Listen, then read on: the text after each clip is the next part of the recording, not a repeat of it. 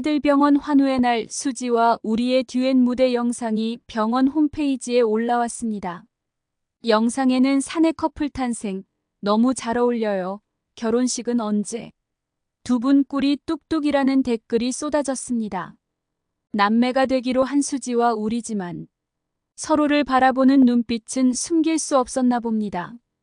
그동안 아무렇지 않은 척 남매로 지내기 위해 애써왔지만 결국 수지와 우리의 감정은 터져버리고 맙니다. 내가 다 포기할게. 그깟 서류, 호적 다 포기할게. 수지는 긴 시간 최선영을 만나 온전한 엄마의 딸로 살고 싶었지만 결국 채우리를 향한 마음을 선택하기로 합니다. 구독과 좋아요를 눌러주시면 영상을 만드는데 큰 힘이 됩니다. 지금 제 아들 우리 친아들 아닙니다. 입양했어요. 가슴으로 낳은 아이예요. 최선영은 채우리를 입양했다는 사실을 김마리에게 털어놨습니다. 입양이요? 김마리는 깜짝 놀랍니다. 한편 한진태는 정순정의 해드료양병원 입원 기록지에 적힌 전화번호로 전화를 걸어 강화도에 있는 어느 포구집에 도착했습니다. 대체 누구신데 오래전에 죽고 없는 정순정에 대해 꼬치꼬치 캐물으시죠? 포구집 주인은 한진태에게 질문합니다. 저는 정순정의 이종 사촌 오빠입니다. 외국으로 나가 돈 버느라 이제서야 뒤늦게 돌아왔습니다. 여동생한테 아이가 하나 있다고 들었는데 그 아들이 어디서 뭐하고 사는지 알아보고 싶어서요. 한진태는 눈 하나 깜짝 안 하고 거짓말을 술술 늘어놓습니다. 이에 포구집 주인은 그때 그의 지엄마 죽고 얼마 안 돼서 보육원으로 갔어요. 세상 천지 피부치 하나 없는 앤데 보육원 말고 갈 데가 있었겠어요? 라고 대답합니다. 혹시 어느 보육원으로 갔는지 아세요? 한진태는 긴장한 모습으로 질문을 이어갔습니다. 정순정이 보호자가 없다고 해서 제 이름만 올려준 거예요. 저도 아는 게 없어요. 포구집 주인의 대답에 한진태는 그 아이가 어디서 어떻게 사는지 알게 되면 연락달라며 자신의 핸드폰 번호를 남기고 돌아옵니다. 김마리는 지푸라기라도 잡는 심정으로 채우리가 현우일지도 모른다는 생각에 질문을 이어갔습니다. 혹시 어떻게 입양하게 된 건지 얘기 좀 해주실 수 있을까요? 최선영은 한진태에게 뇌수술을 받고 해드료양병원에 입원해 있을 때 같은 병실을 쓰던 위암말기 환자의 아들이었어요. 엄마가 죽고 보육원으로 갔고 전 그 이듬해 퇴원했는데 뒤늦게 제 딸이 이민 가버린 걸 알고 모든 걸 포기하고 살아가고 있었어요. 몇 년이 지나서 그 아이가 계속 마음에 걸려서 찾아보니 이곳저곳 보육원을 전전한 우리를 찾게 됐어요. 잃어버린 내 딸이라고 생각하고 우리를 돌보기 시작했다가 결국 제 자식이 됐어요. 최선영의 입양 과정을 모두 듣고 난 김마리는 실망이 이만저만이 아닙니다. 그 장난감이 이 세상에 하나밖에 없는 것도 아닌데 혹시나 채우리가 현우일지도 모른다는 기대감을 갖고 있었던 김마리는 또다시 좌절하고 맙니다. 내 아들이 보육원에라도 가 있나 싶어서 봉사활동을 해왔던 김마리는 결국 눈물을 흘리고 맙니다. 집에 돌아온 김마리는 2층 현우방에서 눈물을 흘리며 마음 아파합니다.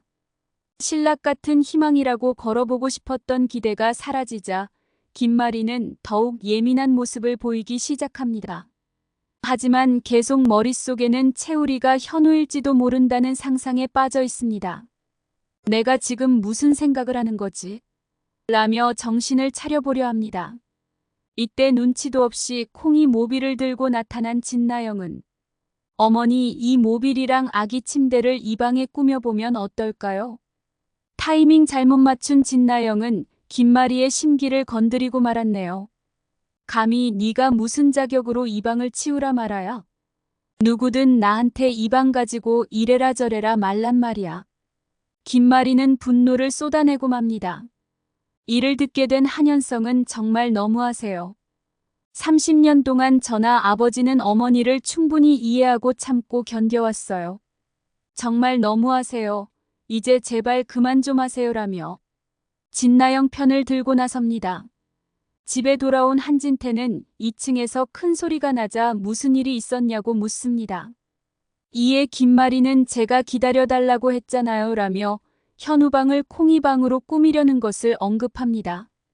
한진태는 이제 그만합시다 나도 지쳤다며 그동안 아무 말도 안 하고 있던 현성이까지 등을 돌리겠다며 김마리를 비난합니다. 한편 한진태가 기억하고 있는 30년 전 이야기가 공개됐습니다. 테드료양병원에 입원 중이던 정순정은 위기가 와서 집중치료실로 이동했습니다. 산소호흡기를 끼고 거친 숨을 몰아쉬는 정순정을 찾아와 당신 아들, 정말 당신 아들이 맞아요? 어디서 데려왔어요? 설마 해들병원 소아과예요? 라고 다그쳐 묻습니다. 순간 숨이 가빠지던 정순정의 대답을 듣고 황급하게 자리를 떠나버렸는데요. 한진태는 이미 정순정이 해들병원 소아과에서 현우를 데려갔다는 사실을 어느 정도 짐작하고 있는 모습입니다. 대체 어디 있는 거야? 내가 먼저 찾아야 되라는 한진태의 혼잣말이 더욱 의심스러워 보이는데요. 김마리의 아버지가 절대 한진태를 믿지 말라고 했던 유언이 떠오릅니다. 한편 한진태는 정순정의 아들에 대한 소식을 듣게 되고 제가 그리로 달려가겠습니다라며 은밀한 통화를 하게 됩니다. 이를 엿듣게 된 진나영은 의미심장한 표정을 짓게 되는데요. 진나영은 한진태의 통화 내용을 엿듣고 한진태의 의도를 파악하기 위해 조용히 그를 미행하기로 합니다. 한진태가 출발하는 날 나영은 그의 차를 몰래 따라갑니다. 나영은 한진태가 정순정의 아들을 찾으려는 이유가 순수하지 않다고 생각합니다. 강화도 포구집에서 정순정과 현우가 찍은 사진을 보게 된 진나영은 현우의 실종 아동 전단지를 떠올리며 동일 인물임을 알게 됩니다.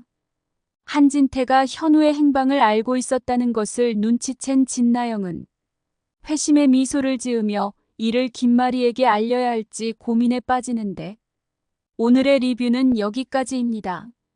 구독과 좋아요를 눌러주시면 영상을 만드는 데 큰 힘이 됩니다. 시청해주셔서 감사합니다.